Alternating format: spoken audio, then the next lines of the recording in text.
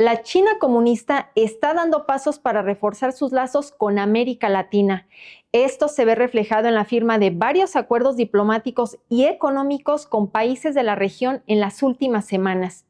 Y para hablar del tema, nuestro compañero Kevin Hogan habló con Marcos Schotges, editor en jefe de Epoch Times Brasil y corresponsal para América Latina de Epoch Times Estados Unidos.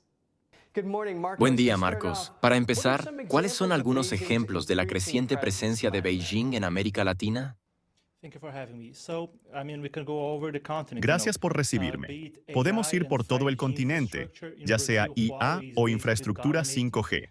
En Brasil, Huawei domina básicamente la infraestructura 5G. Si llegamos a Argentina, podemos hablar de EPL, es decir, el Ejército Popular de Liberación, el Ejército Chino. Hay básicamente una base espacial dirigida por el EPL en Argentina. Si vas a Ecuador, verás que los acuerdos de préstamo y los proyectos de infraestructura básicamente crearon una trampa de deuda para el país. Si vas a Perú, tendrás el puerto Chancay, un enorme puerto construido por entidades vinculadas al PSC, que en realidad puede tener un doble uso militar civil. Esto significa que en caso de conflicto o de necesidad de actividad militar, el puerto también podría servir a ese propósito.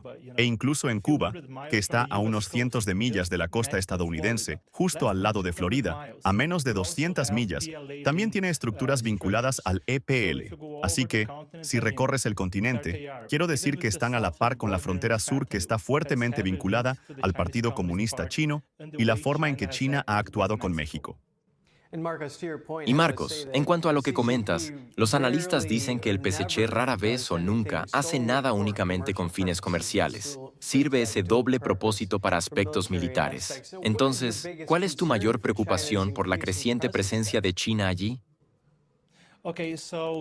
Hay muchas cosas que preocupan, pero especialmente ahora que hablamos de la reciente visita a China de líderes latinoamericanos y de los préstamos chinos, creo que es un área clave de interés que la gente debe tener en cuenta. No se trata solo de la cantidad prestada. China es el mayor prestamista del mundo, especialmente a los países del tercer mundo, el mayor del Banco Mundial. Pero cuando pensamos no en las cantidades, sino en la forma en que se hacen los préstamos, ahí es donde podemos tener un montón de cosas que son motivo de preocupación. Por eso, el laboratorio de la Universidad William & Mary, llamado ADATA, en efecto, verificó más de 100 contratos de préstamos chinos, es decir, de Estado a Estado, bancos administrados por chinos. Y lo que descubrieron es que además de tener cláusulas inusuales, la información es clasificada para no divulgarse. Además, esta universidad llegó a la conclusión de que los contratos dan a China la capacidad de influir en la política exterior e interior de los países que toman los préstamos. Así que eso preocupa mucho. Sí, definitivamente. Y ese concepto de la diplomacia de la trampa de la deuda, en la que China da a un país un montón de dinero para construir un puerto, y luego, cuando no puede devolverlo, simplemente se queda con el puerto. ¿Cuáles son los objetivos estratégicos de China en la región? Sí, definitivamente. Y ese concepto de la diplomacia de la trampa de la deuda, en la que China da a un país un montón de dinero para construir un puerto, y luego, cuando no puede devolverlo, simplemente se queda con el puerto. ¿Cuáles son los objetivos estratégicos de China en la región? Las rutas marítimas, cuando hablamos del Estrecho de Magallanes, en el extremo sur de Argentina, y el Canal de Panamá, son dos puntos de control clave donde el Partido Comunista Chino, si tiene suficiente influencia, si tiene las cosas correctas en su lugar, podría, en teoría, impedir que los militares estadounidenses vayan al Atlántico, al Pacífico. Piensen en el caso de un conflicto con Taiwán. En segundo lugar, también podrían utilizar la influencia de América Latina para crear una amenaza en el extranjero. Pero eso no está tan lejos. Y por supuesto, hemos visto a Rusia hacerlo antes de la invasión de Crimea en 2013, incluso la invasión de Georgia en 2008 y la reciente invasión de Ucrania en 2022. Hemos visto a emisarios rusos recorrer Venezuela, Cuba, Nicaragua. Todos esos son países muy amigos del PSC y de Rusia, que estuvieron muy cerca de los movimientos comunistas del siglo pasado. Por lo tanto, se han utilizado para crear influencia en el extranjero cercano de los Estados Unidos, justo al lado de la frontera de los Estados Unidos. Entendido, Marcos. Y retomando tu punto anterior, China ha tratado de ampliar la cadena de suministro en torno a los minerales críticos como el litio y otros, e incluso tiene un bloqueo en estos minerales de tierras raras de procesamiento. El 90% del procesamiento mundial se lleva a cabo en China. Ahora, el acercamiento de China a América Latina tiene algo que ver con los recientes aranceles de Estados Unidos. No creo que estén directamente conectados, pero creo que China está aprovechando este momento para expandir un proceso en curso. Si nos remontamos a 2004, China no era el mayor socio comercial de casi ningún país de Sudamérica. Cuando llegas a 2009, fue un punto de inflexión. Pero al día de hoy, excepto México y algunos otros países de toda América Latina, China es básicamente el mayor socio comercial de esos países. Por lo tanto, lo que está sucediendo ahora no es un punto de inflexión, no es algo nuevo, sino que se está profundizando, está impulsando un proceso que ya estaba en marcha.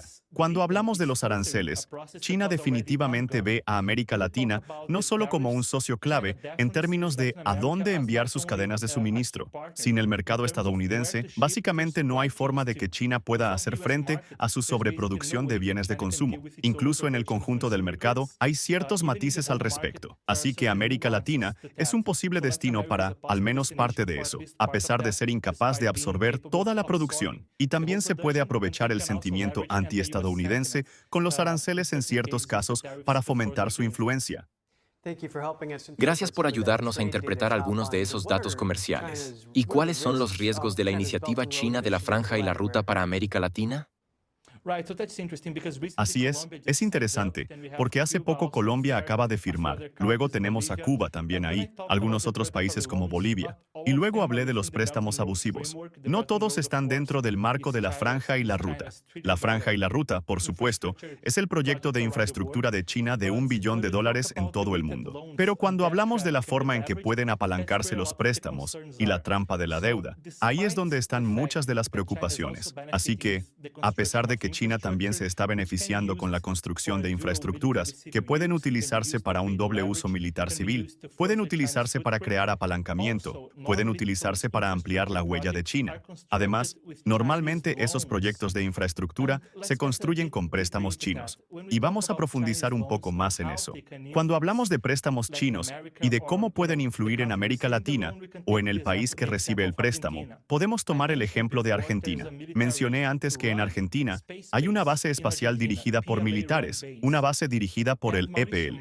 Y Mauricio Macri y Susana Malcoa, el anterior presidente y la anterior ministra de Asuntos Exteriores, estaban muy molestos por el hecho de que las autoridades argentinas no tuvieran pleno acceso a esta base gestionada por el EPL, a pesar de ser su propio país. Y cuando pidieron una revisión de los términos, el embajador chino básicamente les dijo, de acuerdo, no hay problema, pero tendremos que revisar todos y cada uno de los préstamos que China está haciendo a Argentina. Así que eso es algo muy específico. Es lo que ellos llaman, ¿cómo lo traduciría? Básicamente, cancelación cruzada. Supongo que es una buena traducción. Cláusulas de cancelación cruzada. Significa que para afectar a un acuerdo, tienes que afectar a todos los demás. Y se ve rápidamente cómo con la infraestructura, carreteras, ferrocarriles, proyectos estratégicos, se puede crear un enorme apalancamiento. Nadie quiere cancelarlos. Son extensos, son caros de construir, llevan muchos años. Así que realmente crea una situación estratégica delicada para el país anfitrión. Gracias por ayudarnos a navegar por este tema tan complejo. Marcos Schottges, lo apreciamos. Gracias por recibirme.